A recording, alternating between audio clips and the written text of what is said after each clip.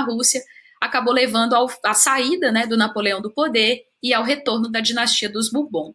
Mas o Napoleão volta, né, no que ficou conhecido como o governo dos 100 dias, com o apoio da burguesia, pessoal, porque a gente precisa lembrar o quanto Napoleão ele ainda tinha um respaldo, né, um apoio político muito forte, principalmente porque foi atribuído a ele a transformação da França naquele país, aquele estado ainda muito absolutista, feudal, é atribuído a ele a modernização que a França passa no final do 18 para o início do 19.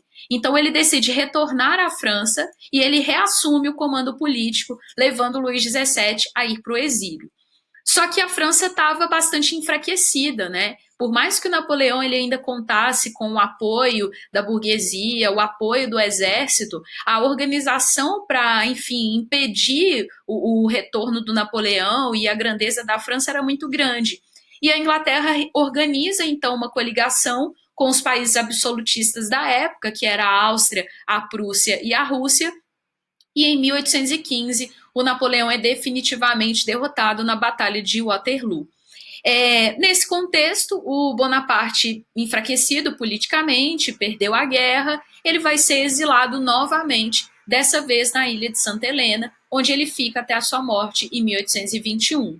Essa imagem eu gosto bastante quando eu discuto isso nas minhas aulas. É uma imagem, né, um quadro aí do Paul Delaroche, e ele pinta em 1855, então algumas décadas depois que o Napoleão saiu do poder, mais precisamente 40 anos depois, mas dá para a gente ver a postura derrotada que o Napoleão se coloca, né?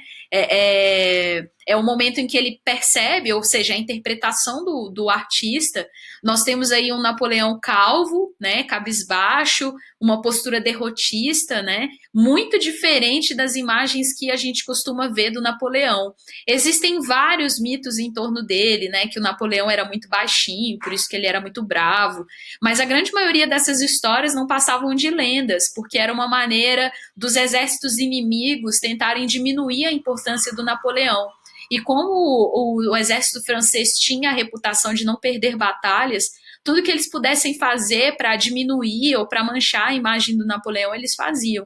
Então aqui dá para a gente ver uma interpretação aí bem melancólica dele, que foi um dos maiores governantes da França. E como que a Europa se organiza pós-Napoleão, né? Os países absolutistas estavam muito assustados com os efeitos que a Revolução Francesa gerou para a Europa. Então, os países que venceram Napoleão, a Áustria, a Prússia, a Rússia e a Inglaterra, organizam o chamado Congresso de Viena, que foi uma reunião convocada, e ela acontece na cidade de Viena, porque a Áustria era um dos maiores redutos absolutistas da Europa nessa época, e o Congresso de Viena teve três grandes objetivos. O primeiro deles era restaurar no poder as monarquias que foram retiradas pelo Napoleão. É por causa do Congresso de Viena, pessoal, que o Dom João VI eleva o Brasil à condição de Reino Unido de Portugal, porque o Congresso de Viena disse o seguinte: olha, se você quiser ser reconhecido como o monarca legítimo de Portugal, você precisa voltar para Portugal. E nesse contexto, Dom João VI estava no Brasil e não queria voltar. Então ele eleva o Brasil à condição de Reino Unido, o que juridicamente nós deixamos de ser uma colônia, embora a nossa independência só venha em 1822. Então, restaurar as monarquias que foram retiradas do poder por Napoleão foi um dos princípios do Congresso de Viena. O segundo, o equilíbrio europeu. O objetivo era redistribuir os territórios que foram dominados pelo Napoleão entre os quatro grandes. Então, Inglaterra, Áustria, Rússia e Prússia vão administrar territórios que tinham sido dominados pelo Napoleão.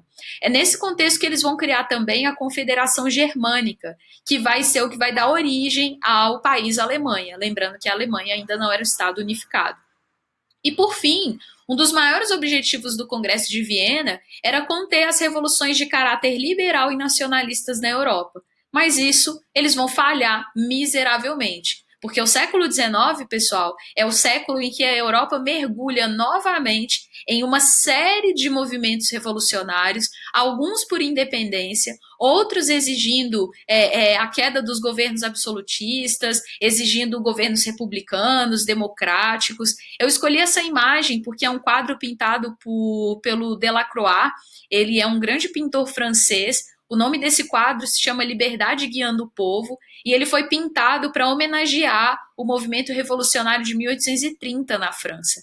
Eu vou depois indicar algumas leituras desse período para vocês. Na verdade, no final desse slide eu coloquei também.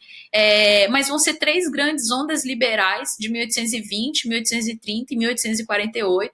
E isso mostra que, na verdade, a Revolução Francesa deixou foi um profundo legado, porque os países europeus agora também, né, os grupos de alguns países europeus se mobilizam em torno de pautas como, por exemplo, o socialismo, o anarquismo, e a gente vai ter uma aula para discutir sobre essas doutrinas políticas do século XIX. Pessoal, é isso então, encerramos essa fase revolucionária. Na semana que vem eu volto com mais uma aula. A nossa aula continua nos comentários. Qualquer dúvida que vocês tiverem, podem me procurar, tanto aqui no YouTube quanto nos outros canais de comunicação que a gente tem no Face Educa. E é isso. Um beijo para vocês, abraços e bons estudos.